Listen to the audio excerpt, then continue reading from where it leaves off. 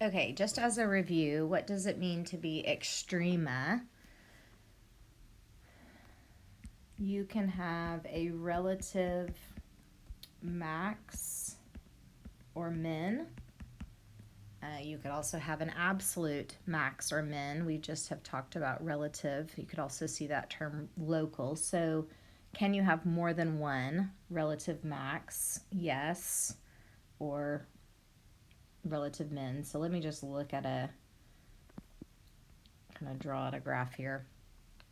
Really, an extrema is going to occur where the graph changes from increasing to decreasing. So it's really like a peak or a valley. So, like all of these red points are relative max. And then all of these green points, we'll just say 2, are your relative minimum. Later, we'll talk about absolute max and absolute min, but just wanted to review what we are talking about when we talk about extrema. Now, let's use that leading coefficient test to determine the end behavior of number 1, which is f of x equals x to the fourth minus 4x squared.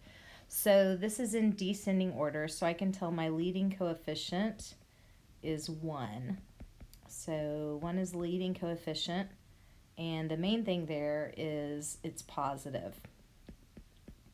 So when the leading coefficient is positive, it's going to follow a pattern. The other piece that we need to look at is this is a 4th degree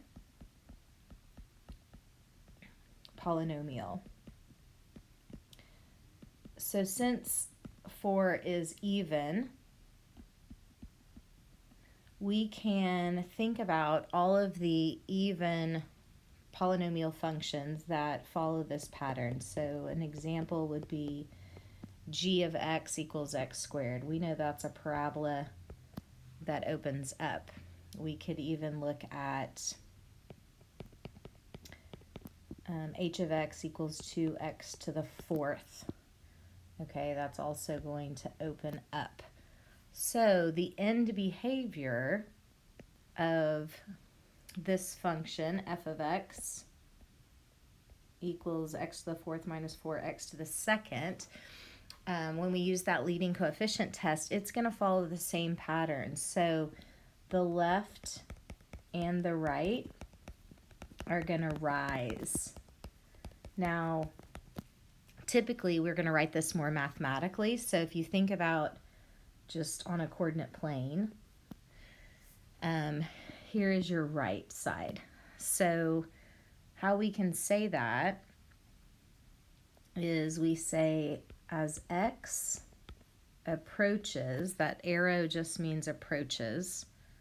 I'll write this in, but that just means approaches.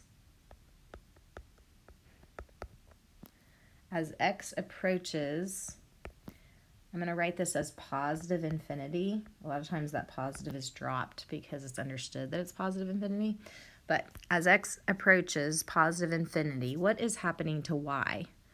Well, y is getting bigger, so we will typically say f of x approaches positive infinity. Well, then we can also talk about the left.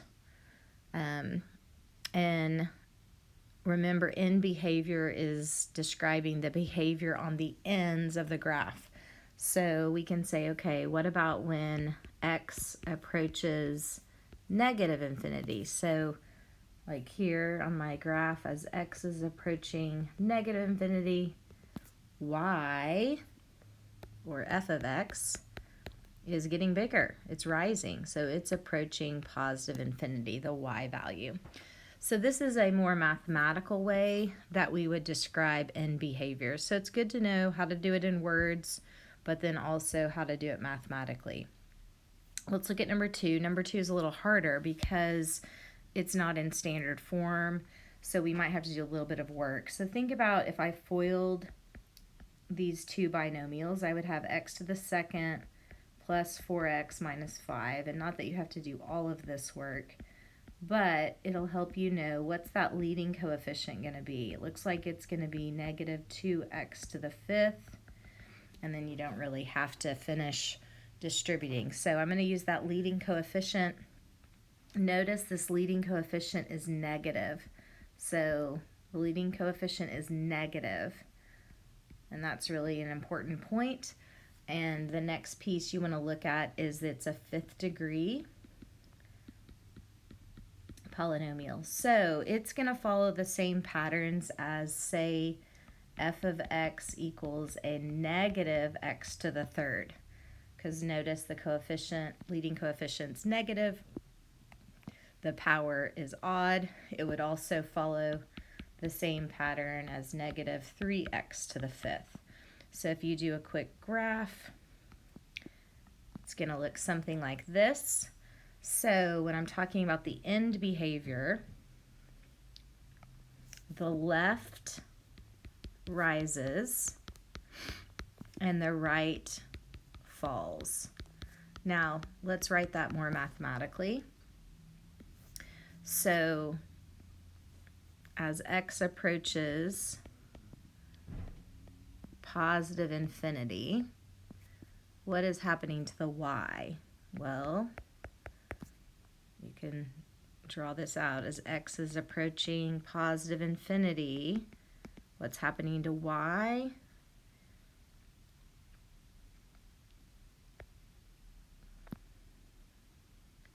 Y is approaching negative infinity. And then as x approaches negative infinity, so I'm going to do this in green. So as x is approaching negative infinity, what is happening to your y?